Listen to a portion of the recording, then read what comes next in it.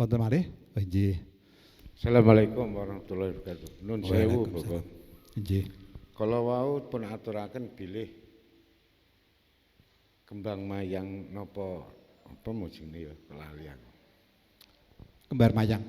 Nggih, mboten pingit napa midodaren nggih midodaren. Nggih.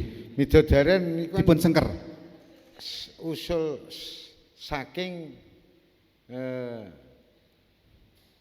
somang Betul menapa? Joko Tarub. Nggih. Lah niku kan kawula diaturaken bilih anane Mbang Mayang itu saking Joko Tarub Nawangwulan. Nggih. Nek bapa ngendika nika jaman Siti Nurbaya. Oh ngaten nggih. Sakmangke jaman Nggih. modern iki. Nggih. Siti uculan. Nggih. Ingkang kula nyun pirsa Oh nggih. ingkang murwakani gandeng mantenan nika kan ana piyai kalih Bisan karo Bisan. Nggih. Secara Mboten napa-napa. Basa mboten wonten yang lepat. Uger ingkang kados nutur kalih nampi saged. kebiasaan. Oh nggih, nggih. Nika kan Bisan kalih Bisan nika kan pasrah kalih pindah Nggih. juru rias Nggih. nomor kalih apa jenenge paniwa anu Oh nggih. nggih pambiara. Nggih. Lah nika ingkang merakarsani utawi ingkang nyuwun niku biasane sakmeiki teng umum teng masyarakat kan ngeten Bapak. Sangger teko dirias jam semen dirias jam semen dirias kan ngeten. Sejatosipun ingkang kagungan kersa manten utawa Bisan niku kan sadherma mundi dawuh saking juru rias utawi pranatacara. Kowe engko ngene, kowe engko ngene, kowe engko ngene kan ngoten. Nggih. Lah niku ingkang merakarsani kedahe sinten wonten apa jenenge mau pindodaran lah sak Nggih, panunggalane. prosesnya nggih. Nggih, proses. Matur nuwun, Bapak. Oh Assalamualaikum ngaten. warahmatullahi wabarakatuh. Nggih, nggih, nggih. Nggih. Padahal ana ngono-ngono barang iku trekae sapa, ngoten nggih. Ngoten nggih. Wong manut keyakinanku ya ora ana, mau keyakinane wong ana ya ora ana ngono. Kok ngono jedu urip-urip iku janjane sing ngongkon sapa. Ngoten nggih. Kita-kita ngaten nggih. Nggih, sampun. Pramirsa menika kula badhe jlentrehake kita-kita nek setengah menit mboten sekap ini semenit gini nggih. Mila kedah sedaya migatosaken. Sing ngantuk tangi dhisik. Nggih, sampun nggih. Monggo sing ora mlebu ngacung. Oh, ora ana ya. Monggo nika ngaten. Permadani menika kanggenipun budidaya nderek nyengkuyung pranataning negara menika lumantar budaya. Mila saking menika wonten Trinity Yogya. Nggih, Trinity Yogya. Nika napa tembang napa niku tembang? Kelancaran permadani menika duduk dudah mekar ngrebakaken budaya. Nek budaya diuri-uri asli kados rumiyin rehning ugi permadani kagungan nggih penelitian bener luputing budaya menika wonten kala mangsanipun nganut jamane. Menawi jaman Joko Tarub ngaten menika ingkang sepisan ingkang paring dawuh nggih mesinipun mantenipun dipun weling kalian ibunipun. Bapake dikabari, nek perlu malah bapake ngabari. Yes, Nduk, sok kemis pon engko anu ibumu kabari. Nek sakniki kayal ngene kayangan kok ngabari piye? Oh, jebul wonten carane niku wau. Cara rumiyin nggih ngaten nika. Lah, awit karena umbak napa niki? Umbak umbuling jaman perubahan zaman menika tetep dipun uri-uri namung kathah ingkang sampun dipun besut dados garap seni. Dados menika budayanipun tasih namung anggenipun dipun pirsani menika saged nyengsemaken. Ngaten. Malah sakmenika sing dawuhi sapa niku? Biasane malah sing nyuwun niku mantene. Ning mantene malah mboten mudeng, Pak. Aku sok nek dadi manten engko kudu ana kembar mayange lho, Pak. Lepas midodareni siraman. Lho nek ngono ku kowe kepengin sapa, Nduk? Mpun lali, Joko pun ical. Wingi anu Pak. Ani sabuhan apik Ani sabuhan niku sinten? Bintang film. Sing dikintoni niku bintang film Pak niku malah niku. Nggih. Sok nek tingkep anu lho Pak, mangke tetep kula gawe rame-rame minangka rasa syukur ning caranipun. Lho niku panutane sakniki napa niku? Wah artis ya Pak malah. Nggih. Napa lepat? Nah, lepat menapa mboten? Menika kantun balane akeh ndi? Budayane akeh ndi? Nggih. Nek Pak Ngadiman ngaten iki nuturi mboten usah ngaten teng tuntunan agama kula mboten wonten. Pun kok Pak pinten-pinten kula tempuh pun Pak. Oh mesti jawabane ngoten ya. Nggih Pak nggih. Urutanipun dos pundi sing mandhegani sinten? Ingkang mandhegani nggih panjenengan nika. Njenengan sampun kula aturi nek urung kober maca aja dibuang, disimpen. Midodaren niku piye ya? Nek diwaca lon-lon ana gambare. Oh nek pas iki nyondrone ngene, oh ringin niku jebrit tembungane ngene. Nek ana janur ngene, nek ana tumpeng sing wangune ngene iki jebrit wonten sedaya niku, wonten sedaya. Menika. Dados mangke panjenengan menawi upami mboten dados pambiwara, pirsa saged paring wewarah-wewarah menika.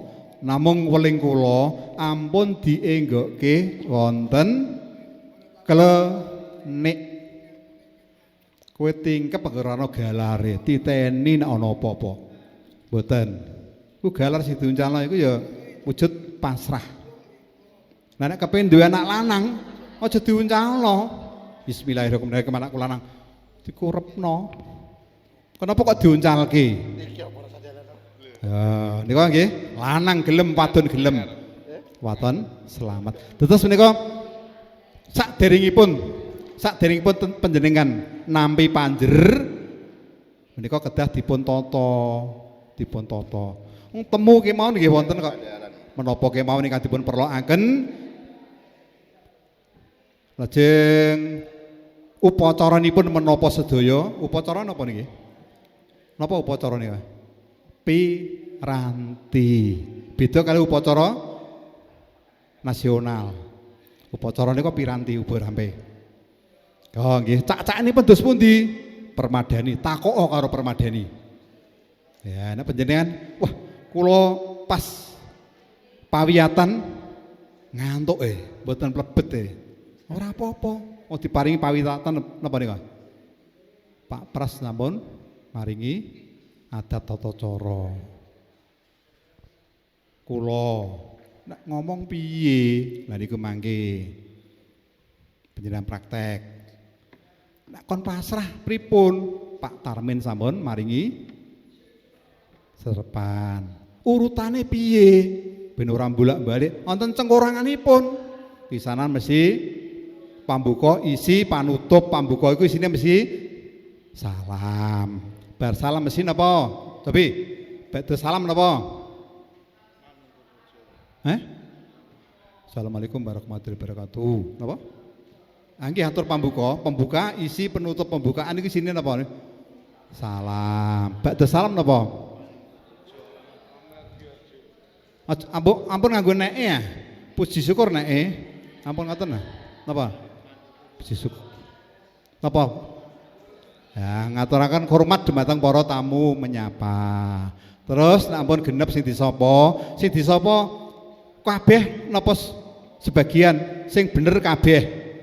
Nah, nanging cekap saged dipun wakili. Menawi sampun dipun sapa, dipun apa nama? Dipun sebat asmanipun, lajeng dijak eling marang Gusti Allah. Raos puji syukur, bla bla bla bla bla bla. Lajeng badhe menika nembe kenalan. Napa? Oh, sholawat. Nggih, sholawat saged. Ngoten niku nek napa niku? Kanca Buddha kalih kancane mboten. Niki Jawa nggih. Dan monggo nggih saged pun sholawat salam mugi katur wonten junjungan kita Nabi Agung Muhammad sallallahu alaihi wasallam. Ngoten nggih. Ngoten saged monggo. Lajeng badhe nika tepangan nika mboten kok kedah ngeten nama kula Suyata mboten ngaten namung leh ku ngadeg ning kene iki karepe sapa ngoten nggih keparengna nyela atur satawis bilangken kula sowan wonten karsa panjenengan menika awrat mundi dawuh saking Bapak Harjuna kinen napa niku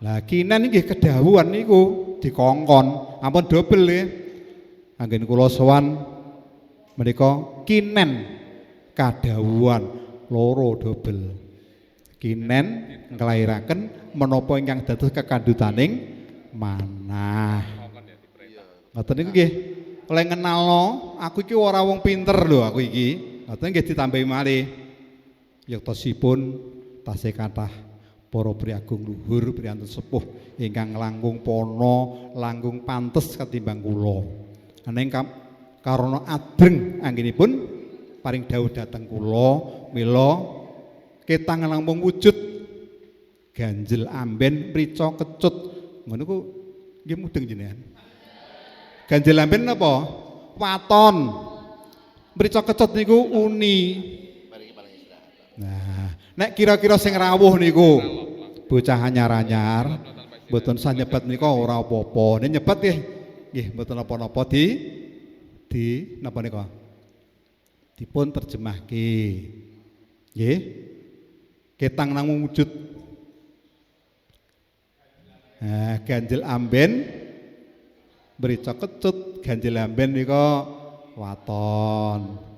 Mrica kecut menika wuwuhan cilik-cilik sing rasane ketut jenenge wuni. Wong saiki ora ana niku diceritakno nggih muspra kok. Bar lele aku iki mau rugi kabeh. Kenging napa, Mbah? Lah piye? Nah, buruceng kelangan delek. Uceng wis ora rupane uceng kok. Bingung malah iki. Ya, ngoten nggih. Nika ngaten nggih, nika kedah saged milih basa ingkang sae menika ingkang saged dipun tampi. Kejawi menawi nyandra menika wonten tembung-tembung ukara ingkang mujanggani ya nggih menika kita saged nggih monggo menawi sampun boten wonten monggo menika dipun bikak Mas dipun pilihaken napa ingkang asring nggih panggih napa oh panggih nggih panggih Solo napa mriki Solo nggih Rama nggih pangapunten badhe mundhut pirsa. Oh nggih. Mundhut apa? Mundhut apa? Mundhut apa nyuwun? Nyuwun pirsa duka. Nah awake dhewe nyuwun sing duwe pirsa sinten? Kula sing duwe pirsa. Ning sinaosa kula duwe pirsa, nek kula marani awake dhewe, nggih kula nggih ngertos kok. Nah, nggih kula nggih pirsa. Menika mboten pas. Monggo. Nggih. Nuwun sewu. Saderenge kula nyuwun pangapunten rumiyin nggih. Anggen kula dugi mriki nggih menika kula kepengin dados panatacara manten nggih. Lah teng mrika wonten program pawiyatan panatacara tuwin pamedhar sabda. Nanging sadumugenipun sakniki kula dereng nate nampi andharan napa niku panatacara manten rentetanipun utawi simulasi niku dereng. Niku memang dereng napa mboten wonten ngoten. Mboten kan niki pun Panatacara kan terakhir niki nggih. Kanton niki nggih. Oh, tesih dua nggih. Niku kula kepingine kan kados umpami nyandra ngoten, urut-urutane nggih. Mulai saking napa mijil temanten napa dos pundi ngoten niku urutane dos pundi niku kula kepengin ngertos niku. Matur suwun. Nggih. Menika mangke ngantos dipunki jam pinten? Badhe. Badhe napa? Napa? Ampun dipun kulinakake nggih menawi ya nggih. Nggih. Kula niku ngaten napa nika? Nek pas rombongan ngoten wonten sing ditambahi menawi kok mboten patek seneng. Iki daleme kita jalan Gajah Mada. Mriko lho mesti menawi. Oh bingung. Mriko lho mesti menawi. Dipun kulinakaken menawi ngendika menika sak saged-saged napa nggih? Kontekstual berbasis data. Nggih berbasis data.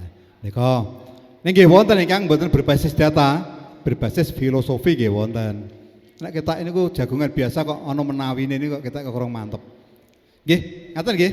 Menika wonten janipun wonten sedaya. Wingi nggih sampun dipun cobi simulasinipun. Nek Rama Pras niku kan nampun praktek napa nembe demonstrasi ya. Sampun praktek nggih. Siraman lajeng panggih nggih sampun dipun praktekaken. Napa? Liru kalau pokok sampun, sampun ngoten kok nggih. Sing panggih dereng nggih. Mboten, ingkang kula nyuwun pitados niku ngeten. Napa niku kados panataca pambiwara nggih. Urut-urutane mangke kan kedahe ngertos kados kula kan memang dereng wonten basike nggih. Ngoten napa urut-urutane iki metune mijil manten engko terus napa niku. Lah selanjutnya napa terus yang diucapkan napa ngoten lho. Nggih. Menika panjenengan HP-nipun dipun asta mboten ya? Nggih. Wonten nggih pun kula pelajari cuman nek menawi kula napa mau saking niki niku kurang memahami. Oh nggih. Nek umpami jenengan medharaken ngoten nggih. Nah ngoten mangke kula nembe oh ngeten ternyata ngoten. Ini yang tertulis teng mriki nanti prakteknya seperti ini ngoten. Kula nyuwune ngoten. Nggih. Mila ingkang panjenengan dawuhi menika yektosipun sampun dipun rancang. Mangke pepanggihan ingkang ping sekawan ingkang boten dipun asta dwija sinten-sinten. Dwijanipun mangke wonten dwija Gladen. Antawisipun Rama Sena nggih. Rama Sena kalih sinten nggih? Rama Prastya. Nah nika mangke wonten piyambak. Dados mangke paket siji sing niku wau. Lah benjing panjenengan nyuwun pirsa kali Rama Pras nggih saged kalian Mbah Noh Hadi nggih saged kalih sinten kemawon saged ning kula minangka jejering dwija pambiwara sampun nyaosaken nek manten putri metu engko iki lho sing diomongke ngene iki. Bijang nika nggih. Nika sampun nggih. Oh nggih, nika sampun dipun print nika. Ya. Lah mila anggen kula ngeser kala dalu jam pinten nggih? Jam 09.00 napa jam pinten nggih? Oh, saking melekan. Nek bakaran niku angger bar tahlil niku do ganti kaosan do melekan ngoten. Kula eling lho. Aku dak janji karo para kadang siswa. Lajeng kula share. Mila menika kula damel buat kemawon sepados mangke menawi wonten kang kelentu dipun waos. Lho iki piye? Kok ana njaba mau covere iku paket 5 kok jero kok pakete 6. Ya ben digentos piyambak. Wah kula sampun ngaten. Terus mereka ingkang panjenengan suwun pirsa mangke jangkep tegesipun dinten menika badhe kula praktekaken. Nek praktek dereng dipun jlentrehake rumiyin menika nggih verbalisme. Verbalisme napa nggih? Saged derek ning mboten mudeng. Nggih. Lah, mila kados kala wau panjenengan kula benjing pikantuk midodaren. Nek tak ulang midodaren sedina dhewe mboten cukup.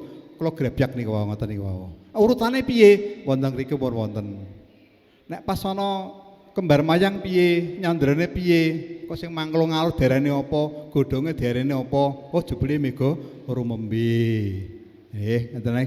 Oh kayune Purwa Sejati. Oyote Bayu Bajra. Tegese piye nggih? Nek kula jlentrehke nggih mangke nggih. Mila kula comot-comot kemawon. Supados menika lho. Penggalih panjenengan menika saged nampi ngeten, saged nganti ngeten. Lho budaya kok diuri-uri ku lah apa? Ngeten nggih. Jebul menika kula cuplik kala wau mitoni. Mboten galar tok sing kayal mboten namung galar kemawon. Nggih, ana pinjungan diglundungne. Iku nggo apa iku? Ana gambar iki. Niku nggih donga-donga niku, donga utawi peparah. Nek duwe anak lanang sing ganteng. Lah gandeng cara ndek ben niku nggih sing pujaan rikala semanten nggih napa nika? Wah, napa Dewa Kamajaya. Sing putri ya Dewi Ratih. Dongane nggih ngaten. Wong riyen mboten ten agama, mboten sing nuturi, mboten wonten sekolahan ngeten iki. Nggih. Lah sakniki niku lho ana idolane malah bintang film nggih Pak nggih. Lah monggo menika panjenengan saged jumbuhaken ingkang tokoh-tokoh agama. Menika saged jumbuhaken. Menika dipun napa niku? Dipun olah piyambak supados budaya mboten ical, nanging mboten tetes budaya kan agama niku wonten ing mastani nek cara Gusmus ingkang asring dipun suwuni napa nika? Dipun suwuni orasi budaya kali permadani. Menika nggih budaya karo agama niku nggih kancane. Nek budaya iku kulite. Ayo do diisi wewarah agama. Ngaten niki mboten nyebat agama, Islam mboten ngoten Gusmus niku. Nika nggih tetep wewarah sing ketok iki lho agamane. Malah sing tinggi paragon apa nika? Kene Kang maju kene. Nah niki busana model ndi ngeten iki? Jawa. Niki nek cara agamaku ya ora nerak aturan agama, wong dhuwure ya ana topine. Ning topine nek aku iki nah pas ngangge serban iki cakrik Timur Tengah ngoten nggih. Lah niki ya tutup niki cakrike Solo lan sanes-sanesipun. Kula mboten ngrembak menika, namung menika monggo jebul menika saged dipun dapukaken ingkang dipun padosi kesamaannya saminipun. Ngaten terus pundi nggih? Wis semene. Ngaten nggih mangke bakda semene wonten sedasa menit kangge ilustrasi menawi mangke dinten salajengipun saderengipun sekawan pepanggihan maraga paragan menika mangke panjenengan badhe dipun bagi paning setan pambibaratane sapa pambagiarja sapa mantene sing ndi praktek malih. Nah niku mangke menawi ingkang brai bergodo rumiyin menika nek pas panggih niku malah dipun tata saestu kaya-kaya permadani mantu. Nggih ana mantene tenan. Nggih ana pambiwarane tenan. Wonten operatore tenanan. Nggih wonten gladi resik. Ngaten nggih. Nika mangke panjenengan nika kangge ngrabahi, kangge nuntun panjenengan. Nika mangke sedasa menit. Nggih napa? Dipun sepakat iki mawon. Rehning wonten 6 paket ingkang kula aturaken. Bebilih ingkang dipun kersakaken jumbo kalian Mas Turwak nggih. Nggih, mangke ngersakaken napa? Panggih, kala ora sekawit nembe rawuh rak sampun kula tarus panjenengan. Mangke praktekipun menapa? Dereng dipun jawab. Pun crita mawon kula crita. Nggih, pun pas niki mangke badhe napa nika? Mangke badhe menawi dereng saged ndapuk, mangke kula ngangge ilustrasi gambar. Gambare ketok panjenengan nyandra. Ketok nyandra. Ngaten, nggih nika. Mila saking menika monggo mangke sumene rumiyin ingkang krasa agama Islam saged nindakaken salat rumiyin mangke watawis setengah jam ya. Setengah jam mlebet malih nggih. Supados mangke mboten perlu praktek. Panjenengan sekeca bolos kemawon nggih. Oh mboten. Nggih, lenggah mriki malih mangke estu menika namung setunggal ingkang kula ladosi dinten menika nggih tata cara panggih. Mangke ingkang sampun ngeprint dipun pirsani, ingkang dereng ngeprint nggih mirsani menika. Oh jebule kok uji bingung, anjen bingung. Mila Permadani kok buka pawiyatan menika. Buku niku sing teng toko pirang-pirang. Nek anggere tumbas nggih ngendika, kula tasih bliwor geneng. Kula tasih mumet. Saengga kula cekapi makaten rumiyin. Assalamualaikum warahmatullahi wabarakatuh.